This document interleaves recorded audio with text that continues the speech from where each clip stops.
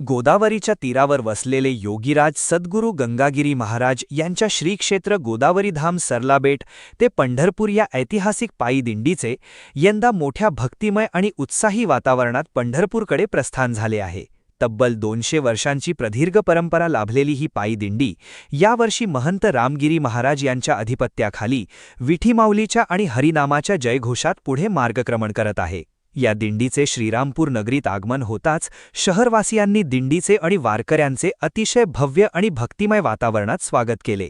त्यामुळे संपूर्ण शहर हरिनामाच्या रंगात न्हाऊन निघाल्याचे पाहायला मिळाले।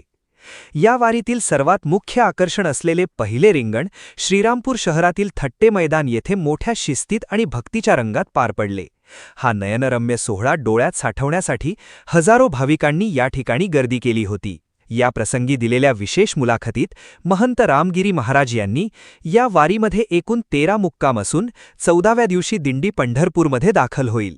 अष्टमीला दिंडीचे पंढरपूरमध्ये आगमन झाल्यानंतर अष्टमी, नवमी, दशमी, एकादशी आणि द्वादशी असे 4 ते 5 दिवस सर्व वारकरी पंढरीनाथाच्या चरणी विसावतील आणि हा सोहळा अत्यंत आनंदाने पार पडेल। महाराष्ट्र शासनाने केलेल्या वारकऱ्यांसाठी उत्तम व्यवस्थेबद्दल त्यांनी सरकारचे आभार मानले। तसेच पुढील वर्षी म्हणजेच 2027 मध्ये नाशिक येथे होणाऱ्या सिंहस्थ कुंभमेळ्यासाठी शासनाने सुमारे 3500 कोटी रुपयांचे बजेट मंजूर केल्याबद्दल आनंद व्यक्त केला।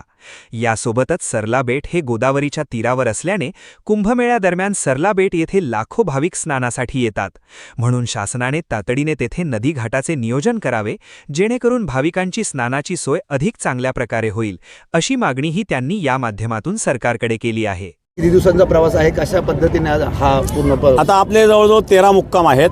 14व्या दिवशी आपण पंढरपूरला पोहोचतो, अष्टमीला पोहोचतो। अष्टमी, नवमी, दशमी, एकादशी, द्वादशी अशा प्रकारे 4-5 दिवस आपण पंढरपूरला असतो आणि खूप सुंदर अशा प्रकारचा सोहळा पार पडतो। जसं या वारकऱ्यांची व्यवस्था सरकारने खूप चांगल्या प्रकारे केली, महाराष्ट्र सरकारने, त्याचप्रमाणे आता पुढच्या वर्षी कुंभमेळा नाशिकला येत आहे आणि नाशिकला जो येणारा कुंभमेळा आहे त्याकरता सरकारने जवळजवळ 3500 कोटीचं बजेट टाकलेलं आहे आणि म्हणून त्याकरता सुद्धा सरकारचं या ठिकाणी जेवढं धन्यवाद दिले तेवढे थोडे आहेत।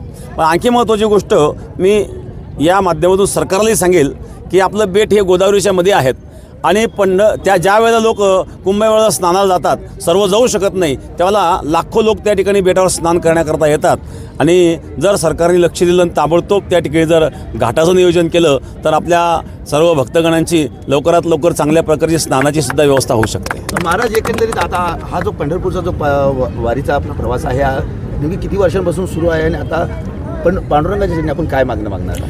नाही, हा आपला जो प्रवास आहे सद्गुरू गंगागिरी महाराजांच्या या परंपरेचा 200 वर्षापासून आहे।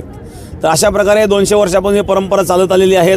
दुसरी महत्त्वाची गोष्ट, पांडुरंगाकडं सगळ्या वारकऱ्यांचं हे साकळं असतं की एक तर महत्त्वाची गोष्ट म्हणजे सर्व लोक सुखी व्हावे, सर्वत्र सुखिनः सन्तु सर्वे सन्तु निरामयाः सर्व भद्राणि पश्यन्तु मा कश्चित् दुःखभाग् भवेत्, हीच मागणी असते। ज्ञानेश्वर महाराज देखील सांगतात, जे खळांची व्यंकटी सांडो तया सत्कर्मी रती वाढो, भूतान परस्परे जळो मैत्र जीवाचे, सर्वांना सत्कर्म करण्याची बुद्धी हो, प्रत्येकाने एकमेकाशी मैत्रीचा भाव ठेवून आणि एकमेकाशी व्यवहार करावा आणि अशा प्रकारची बुद्धी पांडुरंगाने सर्वांना द्यावी। या वारीच्या माध्यमातून आम्ही पांडुरंगाच्या चरणी संपूर्ण जगाच्या कल्याणासाठी प्रार्थना करत आहोत।